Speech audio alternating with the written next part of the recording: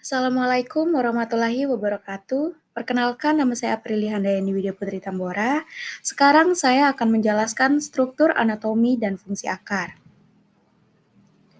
Apa itu akar? Akar adalah organ tumbuhan yang berperan penting dalam menahan berdirinya tumbuhan dan menyerap air serta nutrisi ke dalam tumbuh-tumbuhan, yang memungkinkan tumbuhan tumbuh lebih tinggi dan lebih cepat.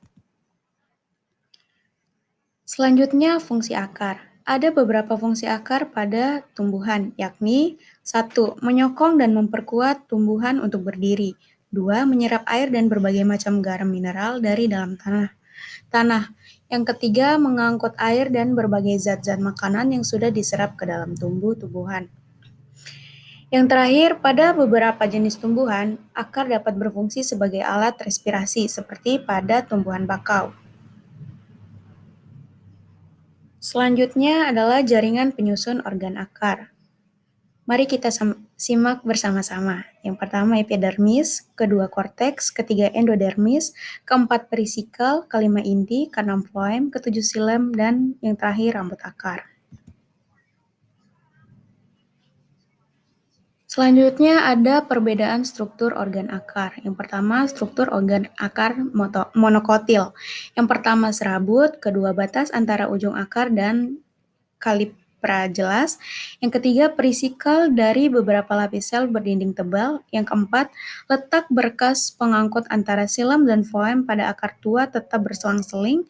Kelima, mempunyai empelur yang luas pada pusat akar. Keenam, tidak mempunyai kambium 7, tidak mempunyai lengan silam.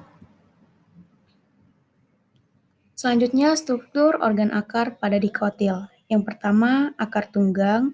Yang kedua, patas antara ujung akar dengan koptra tidak jelas.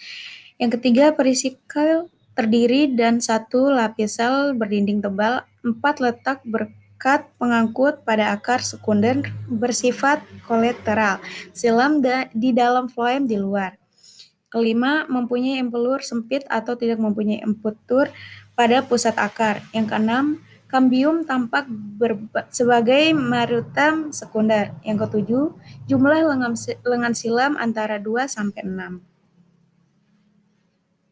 Selanjutnya ada jaringan penyusun organ akar. Yang pertama, epidermis. Lapisan terluar dari akar adalah epidermis, yang tersusun dari sel-sel yang rapat satu sama lain. Kedua, korteks. Lapisan di bawah epidermis adalah lapisan sel-sel yang disebut korteks.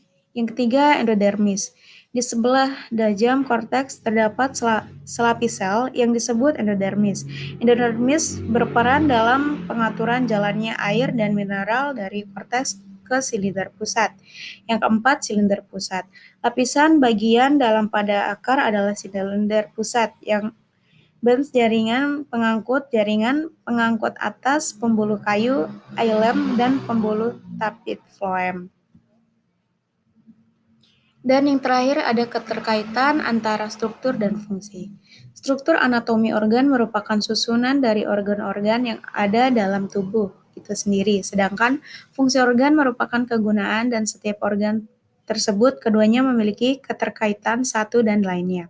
Jadi, tentu saja ada karena dari anatomi atau bentuk, maka kita dapat menentukan fungsi dari organ tersebut. Contohnya, akar bentuknya panjang dan berserabut. Karena akar memanjang dan berserabut, maka fungsi akar untuk menyerap air dan garam mineral yang ada di dalam tanah.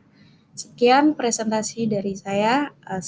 Wabillahi taufiq wal hidayah. Assalamualaikum warahmatullahi wabarakatuh.